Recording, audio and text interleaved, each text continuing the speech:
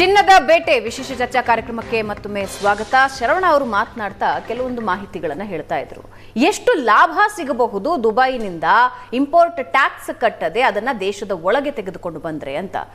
1 KG ಚಿನ್ನ ತೆಗೆದುಕೊಂಡು ಬಂದ್ರೆ ಸುಮಾರು 8 ಲಕ್ಷ ರೂಪಾಯಿ ವ್ಯತ್ಯಾಸ ಆಗತ್ತೆ. ಟ್ಯಾಕ್ಸ್ ಕಟ್ಟಿ ಬರೋದಕ್ಕೂ ಟ್ಯಾಕ್ಸ್ ಕಟ್ಟದೆ ಬರೋದಕ್ಕೂ 10 ಕೆಜಿ ತಂದ್ರಿ ಅಂದ್ರೆ 80 ಲಕ್ಷ ರೂಪಾಯಿಯ ಲಾಭ ಇರುತ್ತೆ. ಹಾಗಾಗಿಯೇ ಇದರ ಪ್ರಮಾಣ ಇನ್ನೂ ಜಾಸ್ತಿ ಆಗ್ತಾ ಹೋಗುತ್ತೆ. ಹಾಗಾಗಿಯೇ ಸ್ಮಗಲ್ ಮಾಡಿ ಒಳಗಡೆ ತೆಗೆದುಕೊಂಡು ಬರ್ತಾರೆ ಅಂತ ನಿವೃತ್ತ ಕಸ್ಟಮ್ಸ್ ಅಧಿಕಾರಿ ಪ್ರಭು ಅವರು ನಮ್ಮ ಜೊತೆ ಇದ್ದಾರೆ. ಪ್ರಭು ಅವರೇ, ಬೇಸಿಕಲಿ ಇವಾಗ ಒಬ್ಬರು ಚಿನ್ನ ತೆಗೆದುಕೊಂಡು ಬರಬೇಕು ಅಂದ್ರೆ, ದೇಶದ ಒಳಗೆ ಚಿನ್ನ ತೆಗೆದುಕೊಂಡು ಬರಬೇಕು ಅಂದ್ರೆ ಎಷ್ಟು ತಗೊಂಡು ಬರೋದಕ್ಕೆ ಅವಕಾಶ ಇದೆ?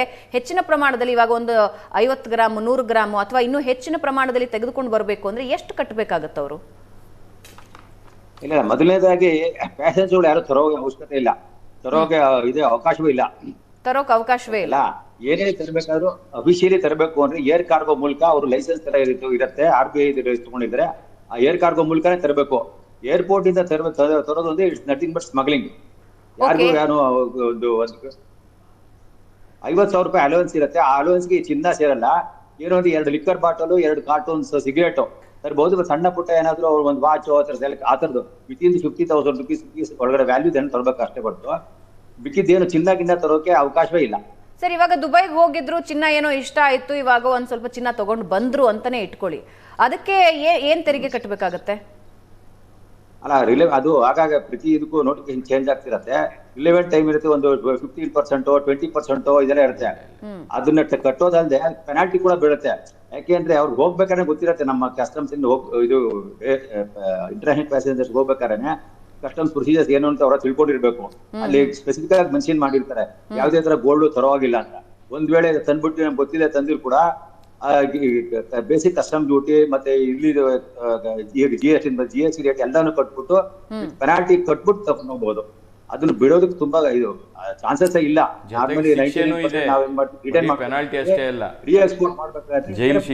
ಏನಿದೆ ಅದರ ಪ್ರೊಸೀಜರ್ ಇದೆ. ಒಂದು ನೋಟಿಸ್ ಕೊಡ್ತೀವಿ, ನೋಟಿಸ್ ರಿಪ್ಲೈ ಕೊಟ್ಟಾದ್ಮೇಲೆ ಅಡ್ಜುಡಿಕೇಶನ್ ಪಾಸ್ ಮಾಡಿ ಅರ್ಜಿ ಆರ್ಡರ್ ಮಾಡ್ತೀವಿ. ಆರ್ಡರ್ ಪ್ರಕಾರ ಡ್ಯೂಟಿ ಪೆನಾಲ್ಟಿ ಎಲ್ಲ ಕಟ್ಬಿಟ್ಟು ಬಿಡಿಸ್ಕೊಂಡು ಹೋಗ್ಬೇಕು. ಓಕೆ, ಅಂದ್ರೆ ಇವಾಗ ಒಂದು ತರೋ ಆಪ್ಷನ್ ಇಲ್ಲ ಅಂತೀರಿ, ಚಿನ್ನ ತರೋಂಗೆ ಇಲ್ಲ ಅಂತೀರಿ? ಹೌದೌದು. ನಾನು ಹೇಳಿದ್ನಲ್ಲ ಭಾವನಾ ಅವರೇ, 50,000 ರೂಪಾಯಿ ಹಿಂದೆ ನಿಮಗೆ ಹೆಣ್ಣು ಮಕ್ಕಳಿಗೆ 100 ಗ್ರಾಮು, ಜೆಂಟ್ಸ್ಗೆ 50 ಗ್ರಾಮ್ ಅಂತ ಸರ್ಕಾರ ಮಾಡಿತ್ತು.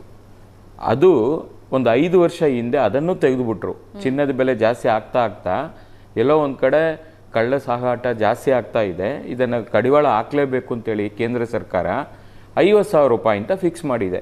ನೀವು 50,000ಗೆ ವ್ಯಾಲ್ಯೂ ಅಷ್ಟೇ, ತೂಕ ಅಲ್ಲ. ಆ 50,000 ನೀವು ಚಾಕ್ಲೇಟ್ ತಗೊಳ್ಳಿ, ವಾಟ್ಸ್ ತಗೊಳ್ಳಿ, ಇನ್ನೊಂದು ತಗೊಳ್ಳಿ, ಚಿನ್ನ ತಗೊಳ್ಳಿ, ಅದು ನಿಮಗೆ ಬಿಟ್ಟಿದ್ದು.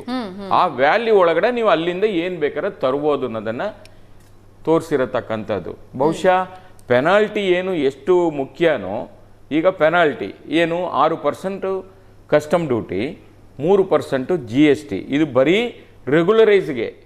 ಜೊತೆಗೆ ಪೆನಾಲ್ಟಿ ಅನ್ನೋದು ಒಂದು 5% ಆಗ್ತಾ ಇದ್ದಾರೆ. 6, 3, 9, ಒಂದು 5, 14% ಆಯ್ತು. ಜೊತೆಗೆ ಪೆನಾಲ್ಟಿ ಜೊತೆಗೆ ಶಿಕ್ಷೆನೂ ಇದೆ. ಕೇಸ್ ಮೇಲೆ ಡಿಪೆಂಡ್ ಆಗುತ್ತೆ. ಅದು ಯಾವ ಸೆಕ್ಷನ್ಗೆ ಬರುತ್ತೆ ಏನು ಅನ್ನೋದ್ರ ಬಗ್ಗೆ ಅದು ಅಧಿಕಾರಿಗಳು ತಿಳಿಸ್ತಾರೆ, ಯಾವ ಟೈಮಿಗೆ ಏನು ಮಾಡಬೇಕು ಅನ್ನೋದನ್ನ. ಅದು ಕೂಡ ಶಿಕ್ಷೆ ಜೈಲಿಗೆ ಹೋಗ್ಬೇಕಾಗುತ್ತೆ. ಅದನ್ನು ಸೇರಿಸ್ಕೋಬೇಕು. ಬರೀ ಪೆನಾಲ್ಟಿ ಒಂದು ಕಟ್ಬಿಟ್ಟು ಬಂದ್ಬಿಡೋದಲ್ಲ ಅಲ್ಲಿ.